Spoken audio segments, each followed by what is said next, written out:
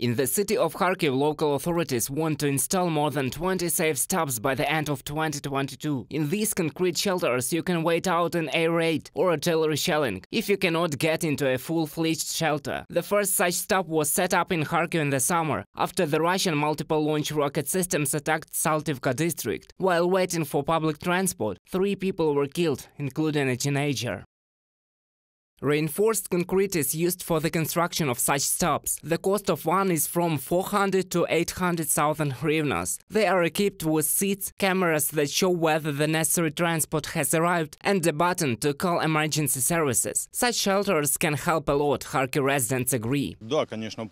Yes, of course I used it, but thank God not for its intended purpose. Yes, we went in and looked, and they will really withstand the blows that came on our city. They will help a lot, and I think they should be placed more near houses, at bus stops, where there are mostly a lot of people. It is very necessary. It is necessary because you can expect anything you want from this. I call them humanoids, not people. When there is an air raid alarm, there is also a place to hide, and we are always on the road, and we don't have any stores or anything, so we'll use it, and I think it's very necessary. There are already concrete shelter stops in Mykolaiv, Dnipro, Odessa and Ternopil. The city authorities of the Ukrainian capital also have plans for their construction. Really, this is in Kharkiv, Zaporizhia, Mykolaiv, but why do we need this? There are people who experience anxiety, and for many this is important, and they feel emotionally calm.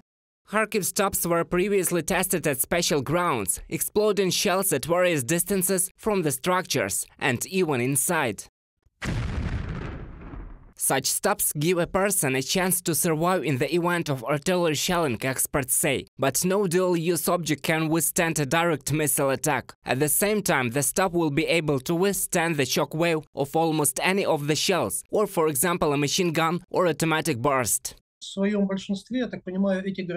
For the most part, these cities are more exposed to various types of missile attacks, artillery shelling, Shahed drones that can fly somewhere else. Nikopol and Zaporizhia experience artillery shelling, and there is a big difference in protecting people with this kind of shelter from missile attacks and from artillery. In this case of artillery, the probability of protection is quite large. From a direct missile, of course not. These shelters are made according to the Israeli model. The stop weighs more than 70 tons. Thanks to the ventilation system, several dozen people can be inside. Exit and entrance with a special lock, so that the structure does not become a death trap. Over the past 10 years, thousands of such stops have been built in southern Israel. They have already saved many lives. The main part of the damage, I mean exactly what concerns people's lives, people's health, is with missile or other strikes, it is shrapnel damage. These shelters provide 100% protection from shrapnel.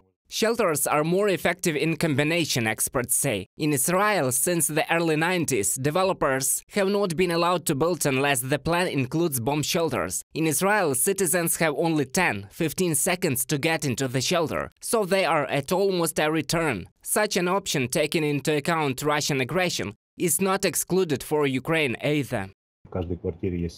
Every apartment has its own security room. This is a reinforced concrete room with a window which is equipped with an iron shutter. I would like to say that based on the experience of Israel, one Iron Dome interceptor costs $50–60,000, that is today. Earlier it was around 100, in spite of the fact that the missile that it is supposed to shoot down costs from $1 to several $1,000s, but the investment in wars in all. We save lives. There are plans to extend the number of shelter stops and install them in parks, near playgrounds and in public places. Small and medium-sized businesses are getting involved in the development of shelters. Reported by Roman Smoler, Yulia Bezborodko, UATV News.